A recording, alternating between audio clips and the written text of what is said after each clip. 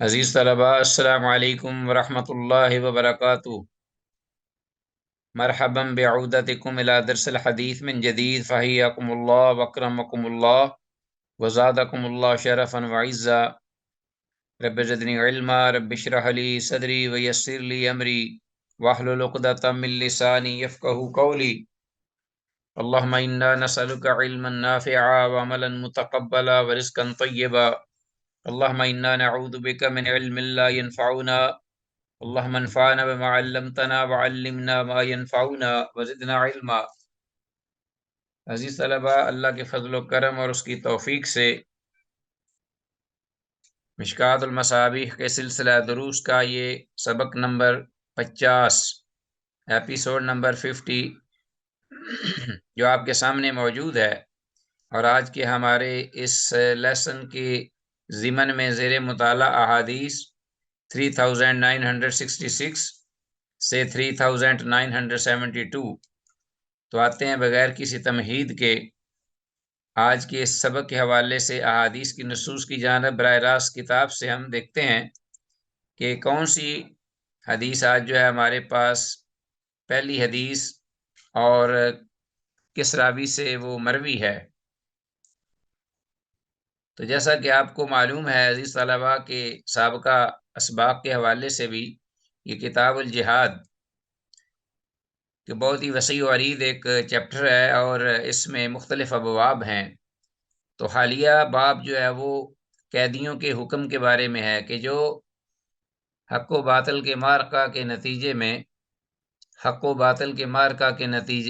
میں جو دشمن کے قیدی بنا لیے جائیں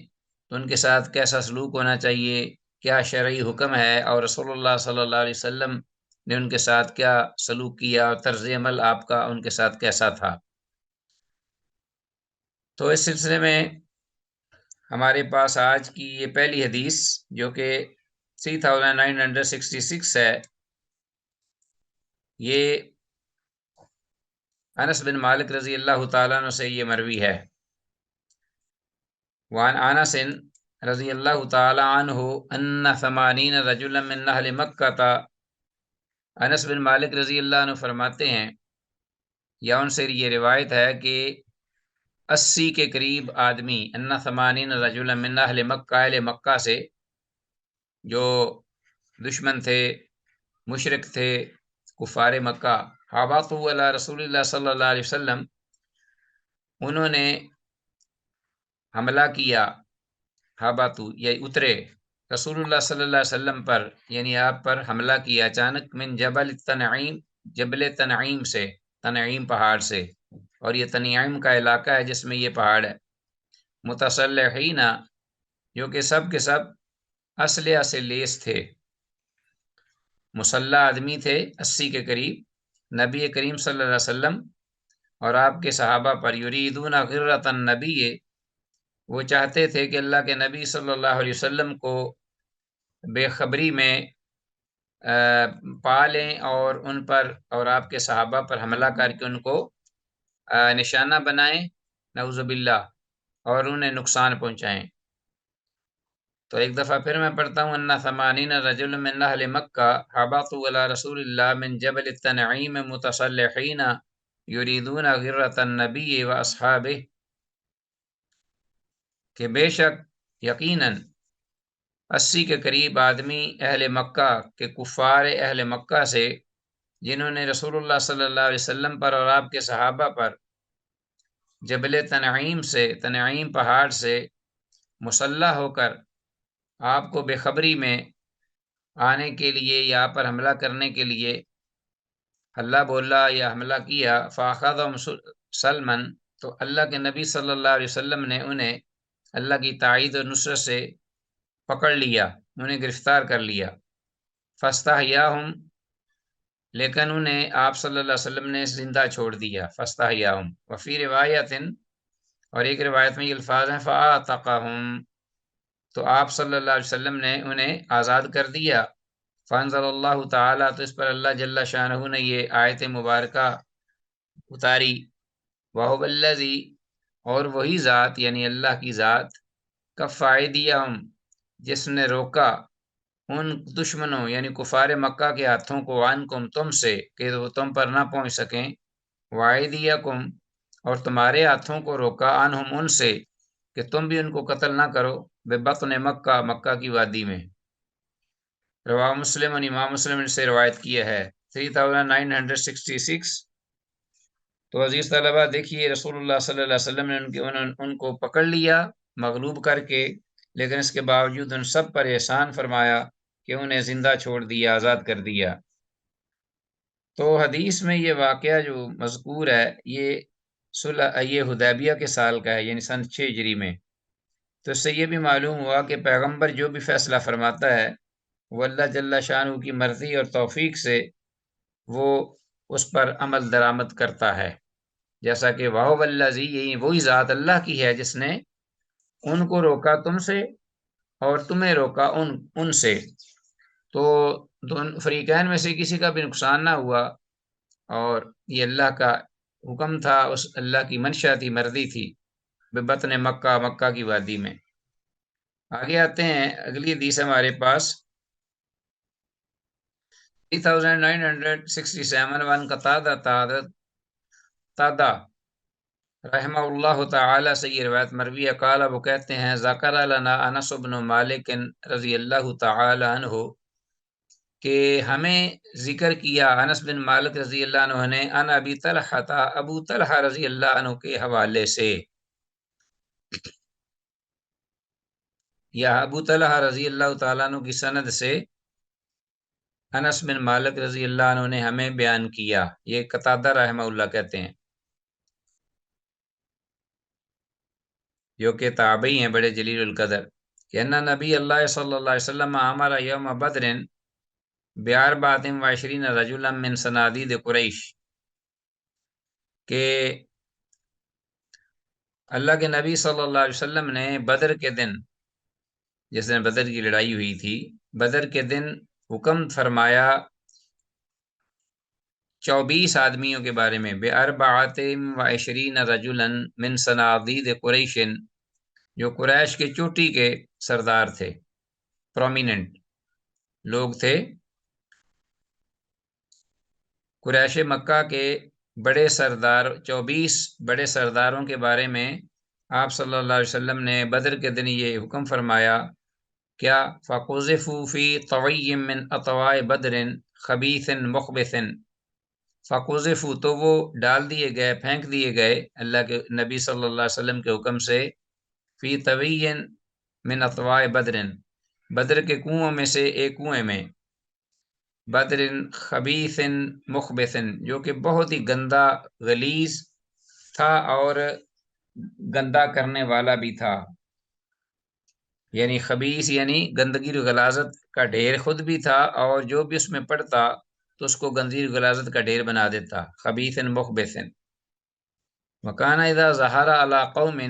اقام بالارصۃ 3 لیال، وکانا اور تھے رسول اللہ صلی اللہ علیہ وسلم، یعنی آپ کا معمول تھا، اذا ظہر علی قوم جب آپ کسی قوم پر آپ حملہ آور ہوتے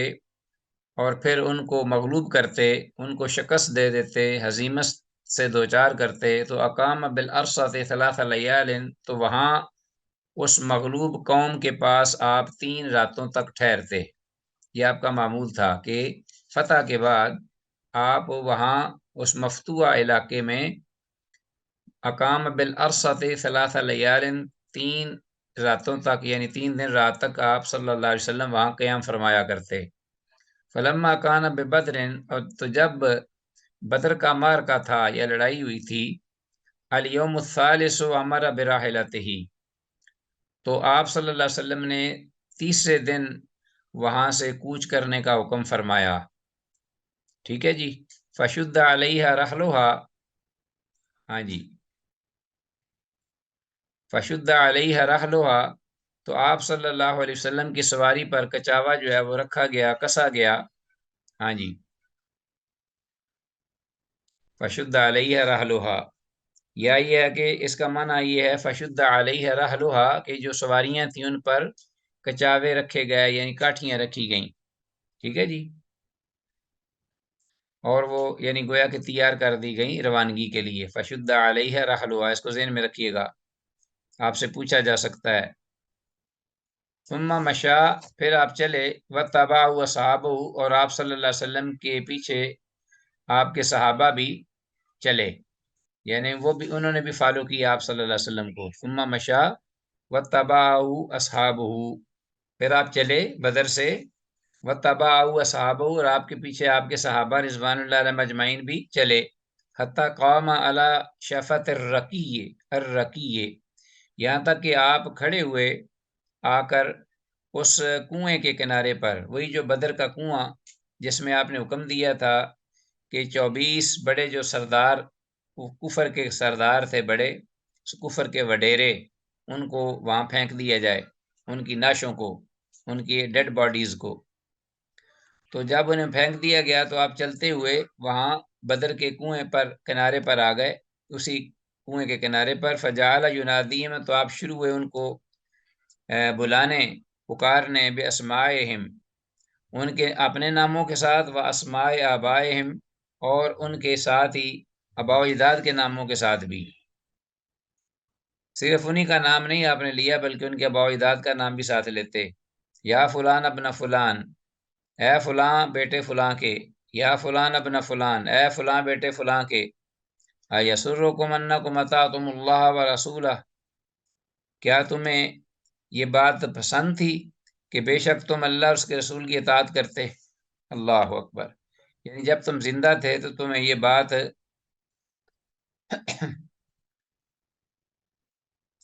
پسند تھی کہ آپ اللہ اور اس کے رسول کی اطاعت کرتے. یا اب تمہیں یہ بات اچھی لگتی ہے، ایسرکم، کیا تمہیں یہ بات اچھی لگتی ہے، انکم اطعتم اللہ ورسولہ، کہ تم اللہ اور اس کے رسول کی اطاعت کرتے زندگی میں.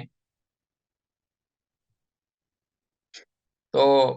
فَإِنَّا، پس بے شک، پھر آپ صلی اللہ علیہ وسلم نے اپنی بات کو جاری رکھے ہوئے فرمایا، قد وجدنا ما وعدنا ربنا حقا، پس بے شک ہم نے تحقیق، قد وجدنا، پا لیا، ما وعدنا، وہ چیز یا ہر اس چیز کو پا لیا جو وعدہ کیا ربنا، ہمارے پروردگار نے، حقا، سچ. جو بھی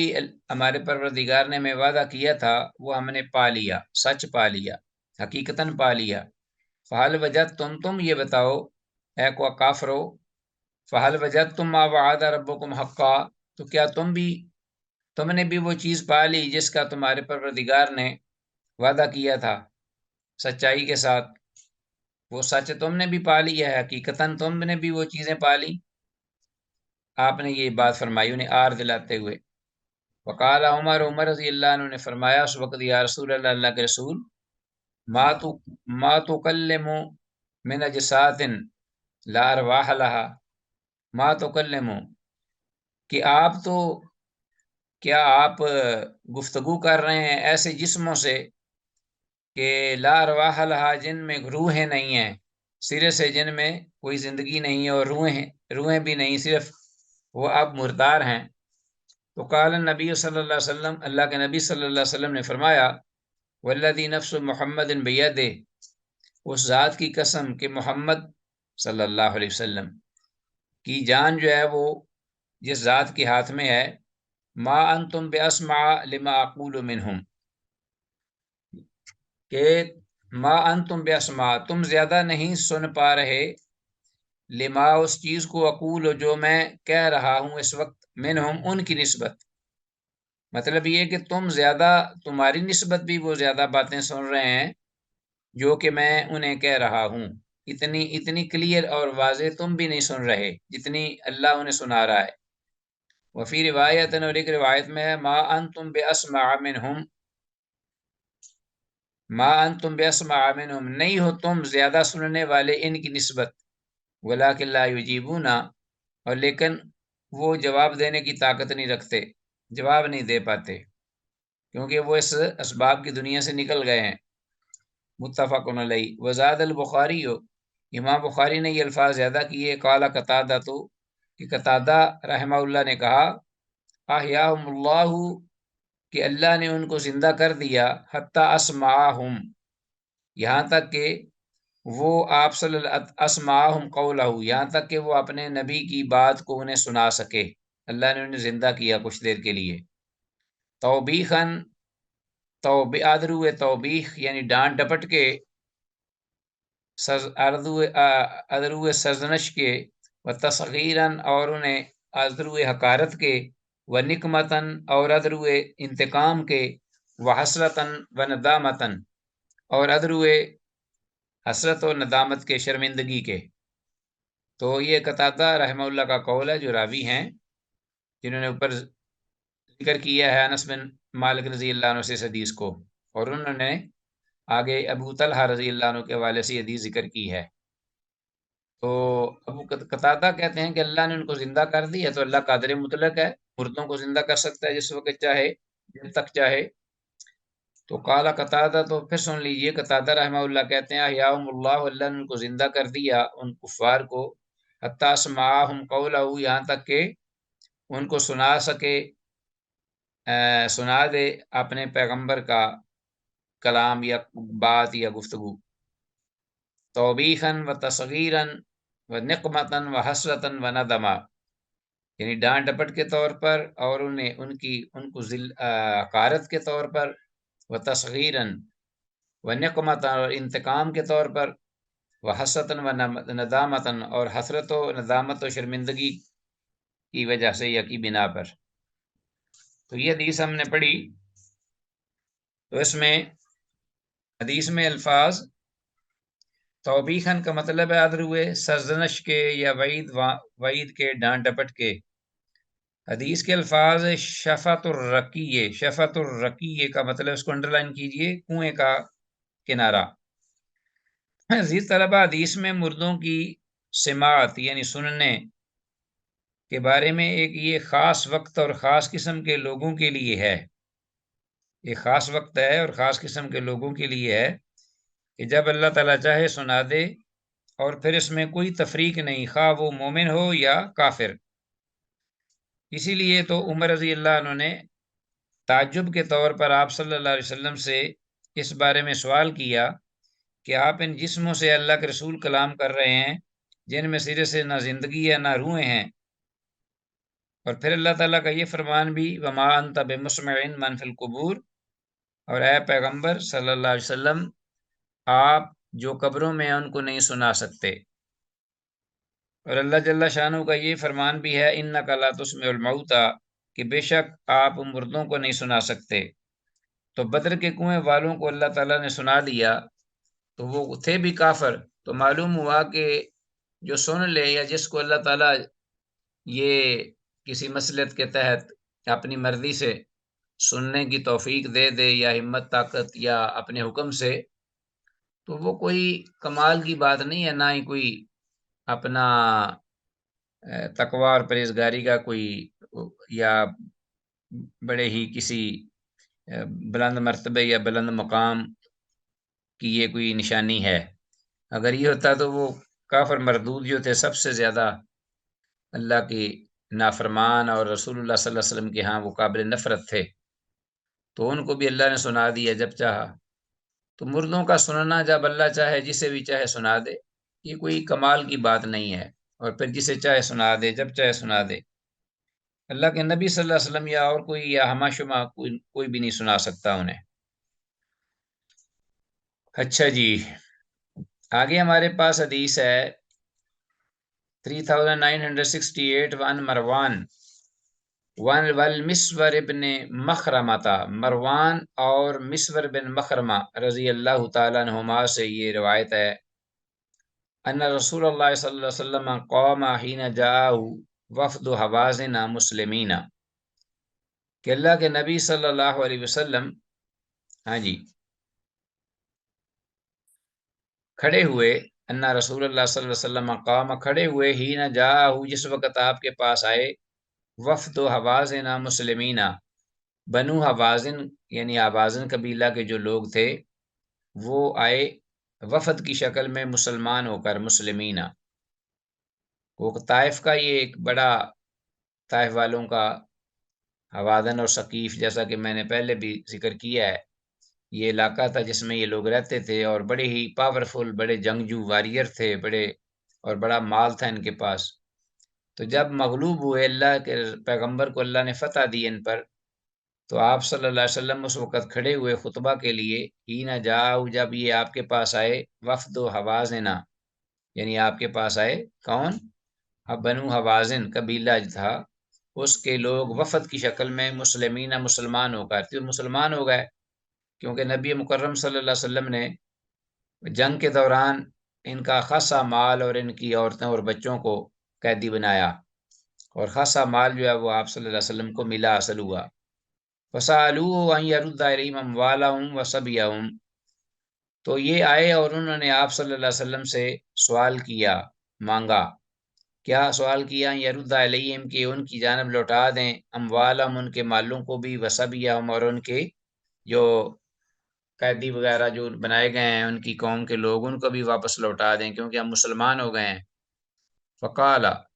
تو آپ صلی اللہ علیہ وسلم نے فرمایا، فاختاروا، یعنی آپ نے جو خطبہ دیا اس میں آپ نے فرمایا، یہ بات بتائی صحابہ کو، تو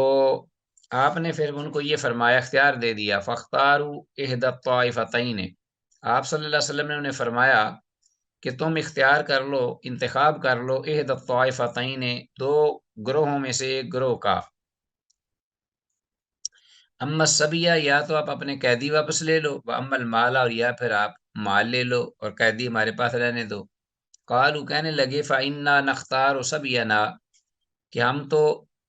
اپنا ہم اختیار کرتے ہیں صبینا، اپنے قوم کے لوگ جو قیدی بنائے گئے ہیں، آپ ان کو چھوڑ دیجئے، اللہ کے رسول، مال اپنے پاس رہنے دیجئے۔ فقام رسول اللہ صلی اللہ علیہ وسلم، تو اس پر اللہ کے رسول صلی اللہ علیہ وسلم کھڑے ہوئے، ممبر پر تشریف لائے، فاثنا علی اللہ بما و اہلو،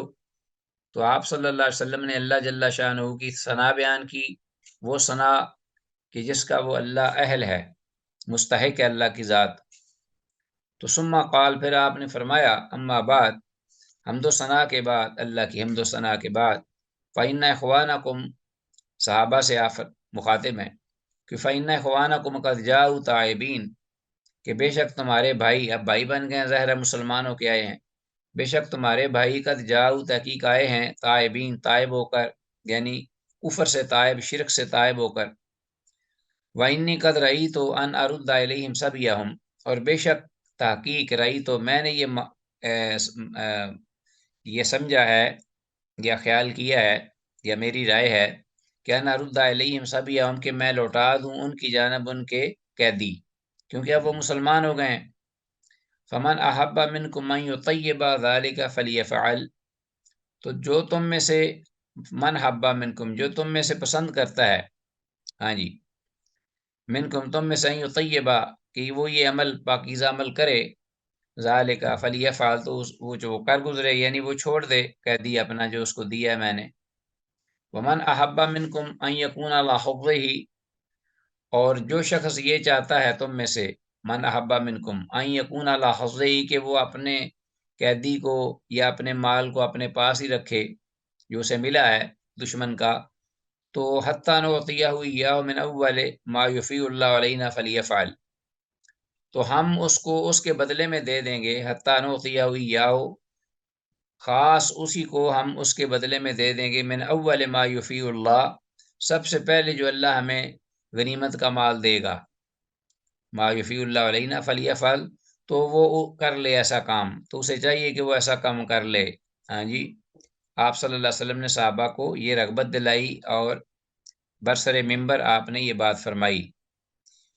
کہ جو چاہتا ہے اپنے پاس روکنا اور چھوڑنا نہیں چاہتا قیدی کو، تو وہ چھوڑ تو دے، ہم اس کے بدلے میں اس کو، یوں ہی اللہ جل شانہ ہمیں اپنا مال غنیمت عطا فرمائے گا، تو میں اس کے برابر اس کو اس کے بدلے میں مال دے دوں گا، ٹھیک ہے جی۔ اور جو اپنی طرف سے نیکی کر کے، نیکی کرتے ہوئے جو اپنا یہ عمل کرے، تو اس کے لیے یہ باعث ثواب اور اجر ہے، ظاہر ہے۔ فمن احب منکم ان یطیب ذلک فلیفعل، ٹھیک ہے جی۔ تو بات تو سمجھ میں آ گئی۔ اپنا جب یہ بات آپ صلی اللہ علیہ وسلم نے فرمائی تو فقال الناس، تو لوگ کہنے لگے قد طیبنا ذالک یا رسول اللہ، اللہ کے رسول صلی اللہ علیہ وسلم ہم اپنے طور پر ثواب، حصول ثواب کے لیے یہ عمل کرتے ہیں، یعنی ہم لوٹا دیتے ہیں بغیر کسی معاوضے کے، ہم قیدی لوٹا دیتے ہیں، کیونکہ آپ نے ارشاد فرمایا ہے اور یہ لوگ جو ہیں یہ مسلمان ہو گئے ہیں۔ فقال رسول اللہ صلی اللہ علیہ وسلم، پھر بھی اللہ کے رسول صلی اللہ علیہ وسلم نے یہ فرمایا انا لا ندری من اذن منکم ممن لم یاذن، ہاں جی،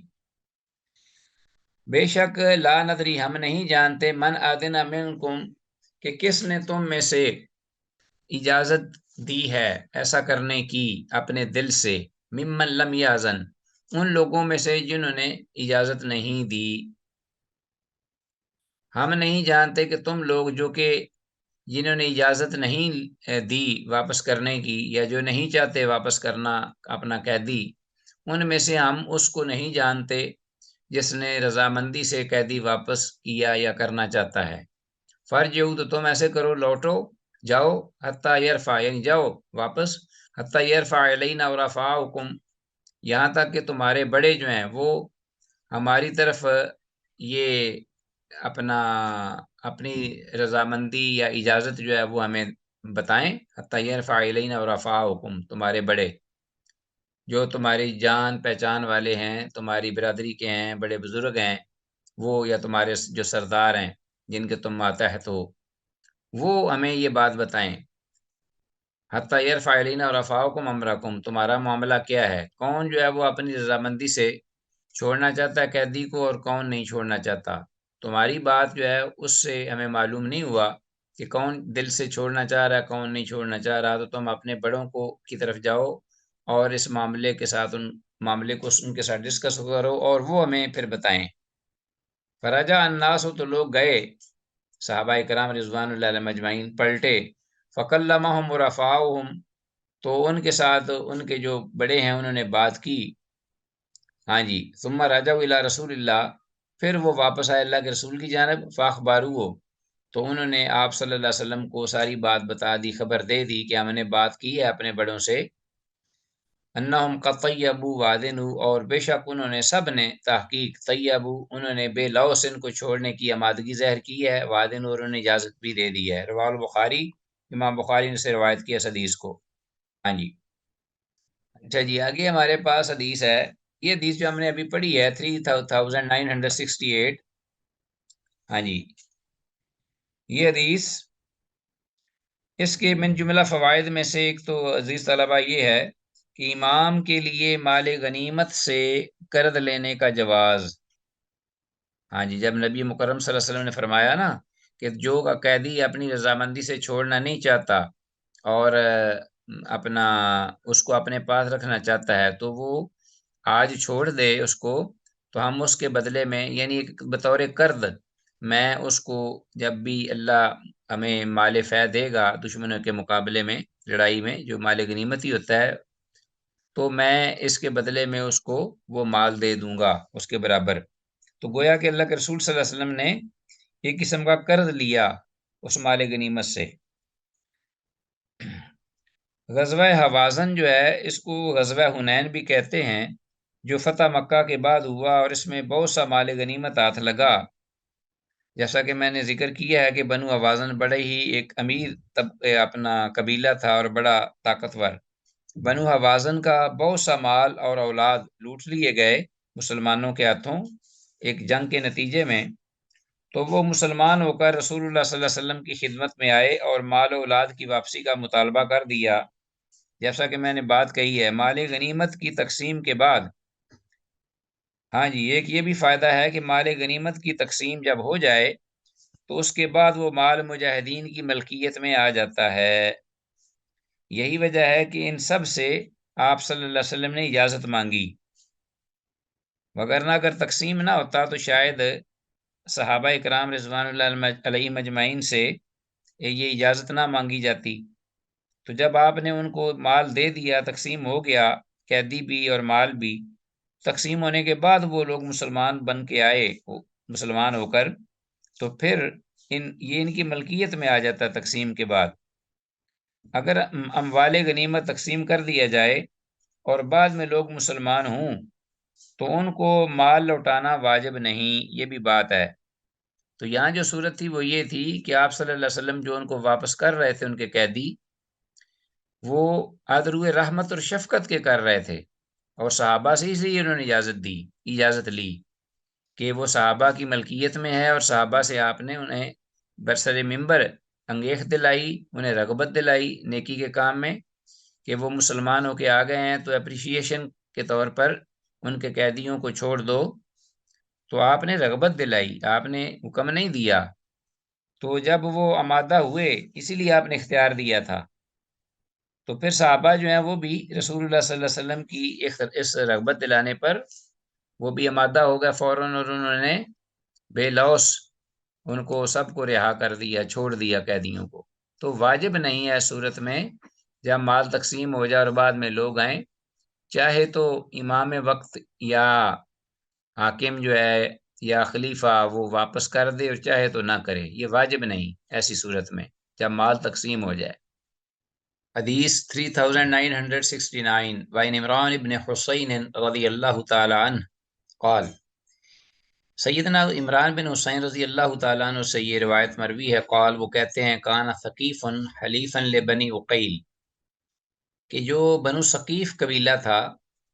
یہی طائف والے جن کا پہلے بھی ذکر گزرا ہے، طائف کے ساتھ ان کا علاقہ تھا، ثقیف اور حوازن، بنو ثقیف اور بنو حوازن، تو یہ حلیفاً دوست تھے، حلیف تھے لبنی عقیل، بنو عقیل قبیلے کے، بنو عقیل قبیلے کے۔ فاثرت ثقیف رجلا من اصحاب رسول اللہ صلی اللہ علیہ وسلم،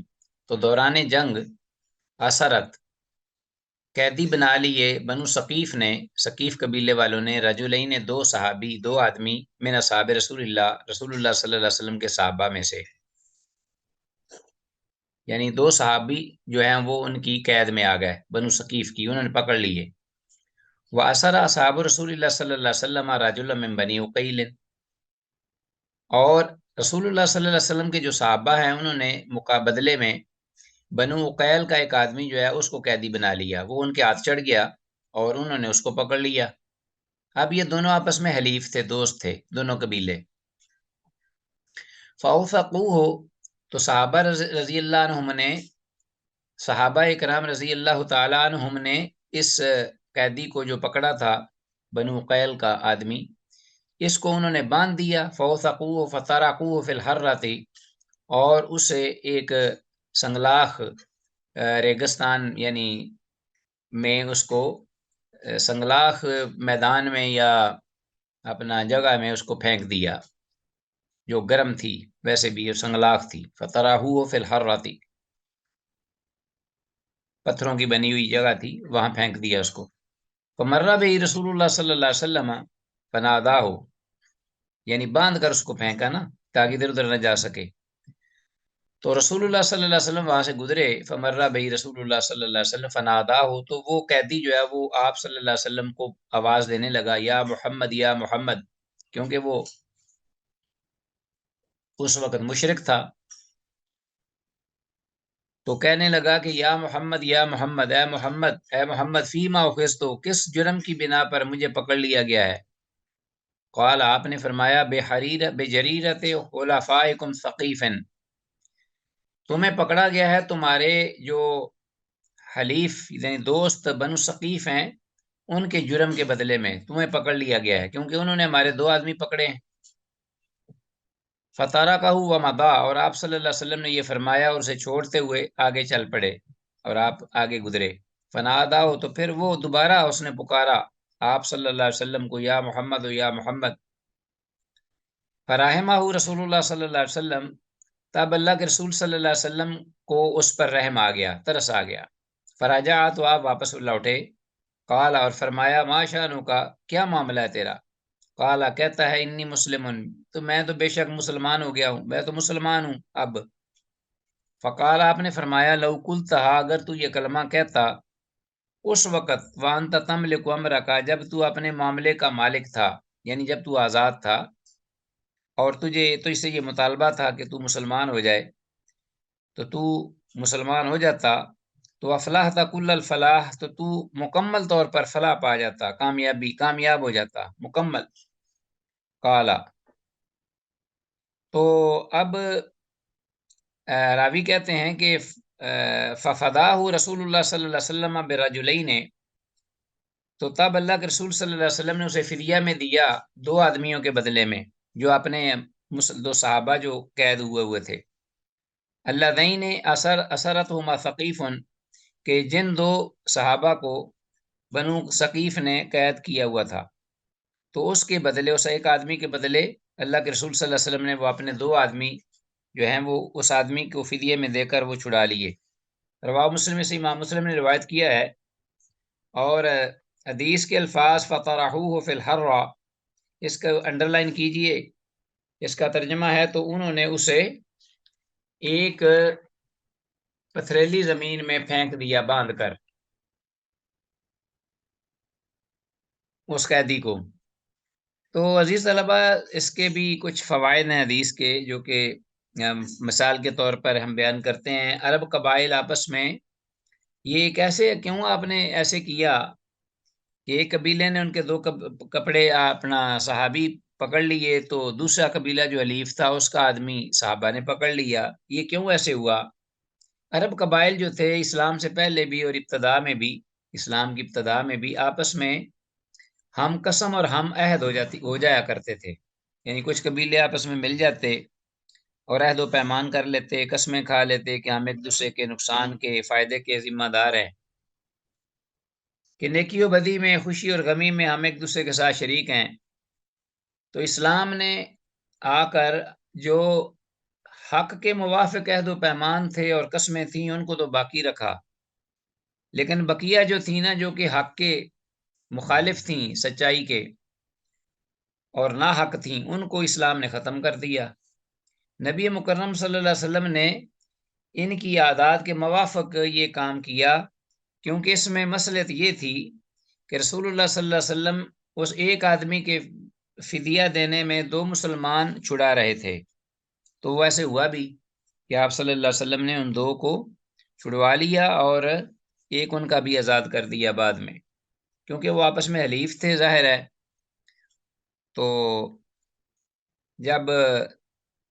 عہد و پیمان تھا ان کا آپس میں کہ آپ کا نقصان ہمارا نقصان ہے، آپ کا فائدہ ہمارا فائدہ ہے، تو آپ صلی اللہ علیہ وسلم نے جو بنو قیل تھے ان کا آدمی جب آزاد کیا، تو بنو ثقیف ان کے حلیف جو تھے انہوں نے رسول اللہ صلی اللہ علیہ وسلم کے 2 جو صحابی تھے ان کو چھوڑ دیا، آزاد کر دیا۔ حدیث کے الفاظ لو قلتها فانت تملک امرک افلحت کل الفلاح، اس کو انڈر لائن کیجیے، اس کا کیا مطلب ہے کہ اگر تو یہ کلمہ اس وقت کہتا جب تو اپنے معاملے کا مالک تھا، یعنی تجھے اختیار تھا جب، اور تم آزاد بھی تھے، بندے ہوئے نہیں تھے، تو مکمل فلاح پا جاتا۔ تو اس کا ترجمہ اور مفہوم یہی بنتا ہے کہ آپ صلی اللہ علیہ وسلم، یعنی دنیا میں تو قید سے چھٹکارا پا لیتا اگر تو اس وقت یہ بات کہہ لیتا، اور آخرت میں بھی دوزخ کے عذاب سے نجات پا جاتا اپنے اسلام لانے کی وجہ سے۔ تو ممکن ہے کہ آپ صلی اللہ علیہ وسلم کو بدریہ وحی معلوم ہو گیا ہو کہ یہ جھوٹ بول رہا ہے، اور یہ بھی معلوم ہوا کہ جو کافر قیدی بن جائے تو اس کے دعویٰ پر اعتبار نہ کیا جائے، بندہ ہوا ہو اور ہو بھی کافر تو وہ کہہ دے کہ جی میں مسلمان ہوں، تو فوراً اس پر اعتبار کر کے اس کو چھوڑ نہیں دینا چاہیے، تاکہ اللہ یہ کہ کوئی واضح شہادت اس کے حق میں مل جائے تو پھر کوئی حرج نہیں۔ جیسے ثمامہ بن اثال جو تھا، وہ آپ صلی اللہ علیہ وسلم نے اس کو چھوڑ دیا، ہم نے وہ پیچھے پڑا ہے، اور وہ جا کے اس کلمہ پڑھا اور خود آپ واپس آ گیا، اور اس نے رسول اللہ صلی اللہ علیہ وسلم کے سامنے اقرار کیا کلمہ شہادت کا، اور پھر آگے اور بھی باتیں اس نے کی، آپ صلی اللہ علیہ وسلم کے ساتھ محبت کی، عقیدت کی، تو اس صورت میں جائز ہے۔ ورنہ ہر قیدی جو ہے جس کو پکڑا جائے تو اگر کلمہ پڑھ لے تو اس کو فوراً نہیں چھوڑ دینا چاہیے، ہو سکتا ہے وہ جھوٹ بول رہا ہو اور اپنے آزادی کے لیے وہ کوئی اپنا غلط بیانی کر رہا ہو۔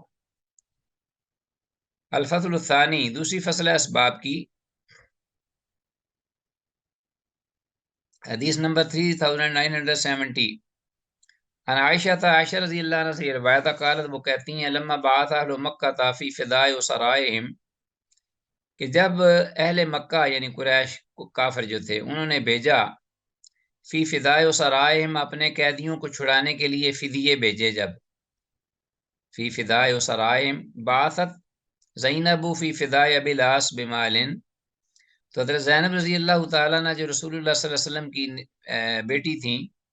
انہوں نے بھی بھیجا، بعثت زینب فی فداء ابی العاص، اپنے شوہر ابو العاص کو آزاد کرانے کے لیے مال بھیجا فدیے کے طور پر، کہ وہ ان کے شوہر بھی جو ہیں وہ آزاد ہو جائیں، کیونکہ وہ اس وقت کافر تھا اور کافروں کی جانب سے وہ بدر میں لڑا۔ وبعثت فیہ بقلادۃ اللہ کانت عند خدیجہ، تو انہوں نے حضرت زینب رضی اللہ عنہا نے اس مال میں اپنا وہ ہار بھی بھیج دیا جو کہ ان کا اپنا ہار تھا، کانت عند خدیجہ، جو حضرت خدیجہ رضی اللہ عنہا نے ان کو دیا تھا، ادخلتها بها علی ابی العاص، یعنی جس وقت خدیجہ رضی اللہ عنہا نے ان کی شادی کے موقع پر ان کو وہ ہار دیا تھا تو وہ بھی اس نے اپنا ابو العاص کو چھڑانے کے لیے وہ بھی اس مال میں جمع کرا دیا، یعنی بیچ دیا۔ جس وقت کے خدیجہ رضی اللہ تعالیٰ عنہ نے رخصتی کی، ادخلتها بها علی ابی العاص، اپنی بیٹی زینب رضی اللہ عنہ کی رخصتی کی ابو العاص کے ساتھ، اس کو رخصت کیا، تو اس وقت وہ ہار جو ہے حضرت خدیجہ رضی اللہ عنہ نے اپنی بیٹی کو دیا تھا۔ تو حضرت آج یعنی جب وہ قید ہو گئے تو حضرت زینب رضی اللہ عنہ نے وہ ہار جو ہے وہ فدیے کے طور پر بھی اس مال میں بھیج دیا۔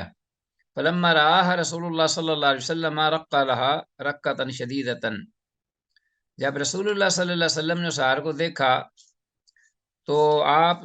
پر شدید رقت طاری ہو گئی۔ رسول اللہ صلی اللہ علیہ وسلم نے جب اس کو دیکھا ہار کو تو رق لها رقۃ شدیدۃ، وقال، وہ آپ نے فرمایا، آپ دیدہ ہو گئے رسول اللہ صلی اللہ علیہ وسلم اپنی بچی کا ہار دیکھ کر۔ وقال، تو آپ صلی اللہ علیہ وسلم نے فرمایا، ارأیتم ان تطلقوا لها اسیرها، اگر تم یہ سمجھتے ہو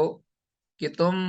چھوڑ دو اس میری بیٹی زینب رضی اللہ عنہا کی خاطر اسیرہا، اس کا قیدی، وتردوا علیہا الذی لہا، اور واپس لوٹا دو اس پر وہ چیز جو اس نے مال کی شکل میں فدیے کے لیے بھیجی، یعنی ان کو آزاد کرانے کے لیے جو ان کی اپنی تھی، اگر تم چاہو تو اس کو بھی لوٹا دو، مال کو بھی۔ فقالوا، نام تو صحابہ رضوان اللہ علیہم اجمعین فوراً انہوں نے یہ کہا، فرمایا، نام، ہاں کیوں نہیں اللہ کے رسول صلی اللہ علیہ وسلم، ضرور ہم اس کو بھی واپس لوٹا دیتے ہیں، آزاد کر دیتے ہیں، اور ان کا ہار بھی واپس بھیج دیتے ہیں۔ وکان النبی صلی اللہ علیہ وسلم آخذ علیہ، تو اس پر اللہ کے نبی صلی اللہ علیہ وسلم نے ابو العاص کو چھوڑتے ہوئے ان سے یہ عہد لیا، اس بنا پر، اس وعدے پر، ان یخلی سبیل زینب الیہ، کہ ان کی بیٹی زینب رضی اللہ تعالیٰ عنہ کو ان کی جانب وہ بھیج دیں گے۔